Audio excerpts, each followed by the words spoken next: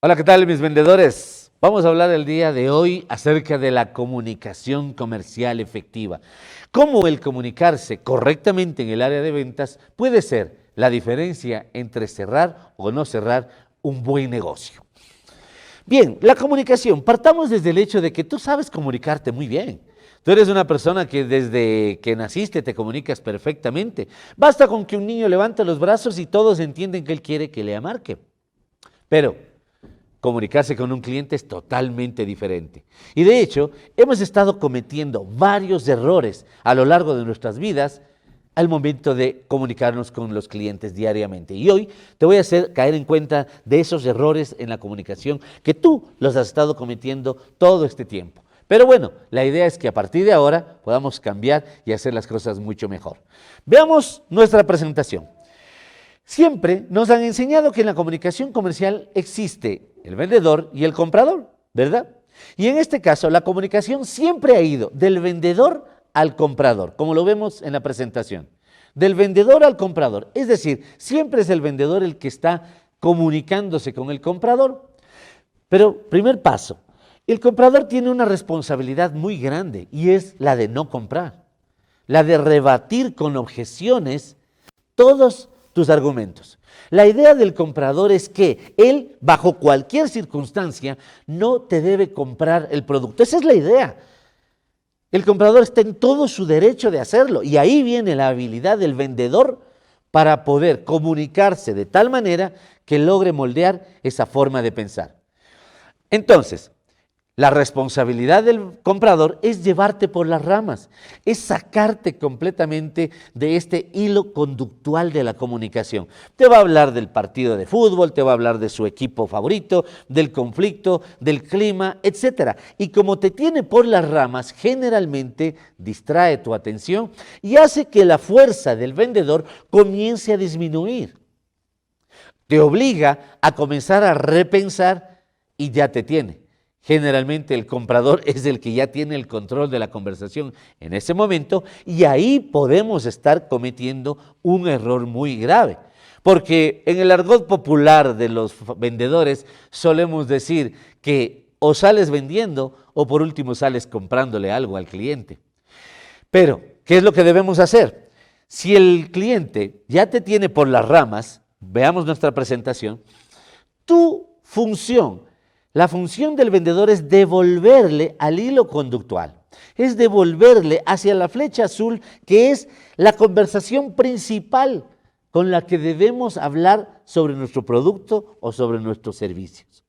Entonces, la idea muy puntual aquí es que tú siempre debes mantener el control de dicha conversación. Jamás permitir que sea el comprador el que mantenga el control de la conversación, porque si no, podríamos llegar a cometer un grave error. Y lo peor de todo, no cerrar la venta en ese momento. Y te quiero recordar algo, a ti te pagan por vender, no te pagan por hablar con la gente.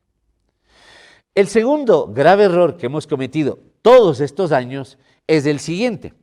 Siempre hemos creído que es el vendedor el que debe ser el emisor y el comprador el que debe ser el receptor. Por eso la flecha va en ese sentido. Pero si es que es el vendedor el que siempre es el emisor, va a estar todo el tiempo hablando y hablando y hablando y hablando. Y esto genera fatiga. Estás hiperventilando, tienes tensos muchos músculos del cuerpo, como los rectos del abdomen, los de la espalda, todos los músculos de la cara, y eso genera fatiga. Y sucede, no me vas a negar, que llegas 6, 7 de la noche a casa y te das cuenta que se ha trabajado todo el día, has visitado 6, 7 clientes en ese ardiente sol o en la lluvia, y te sientes agotado, pero no has cerrado una sola venta a lo largo de todo el día.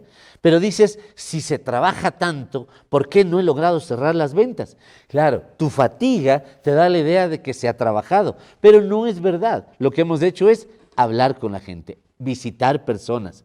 Y nuestro trabajo es vender. ¿Qué es lo correcto que debemos hacer y debemos pensar? Lo que debemos entender es que el vendedor, o sea tú, tienes que convertirte en el receptor de ideas, ¿sí? Y es el comprador el que debe convertirse en el emisor.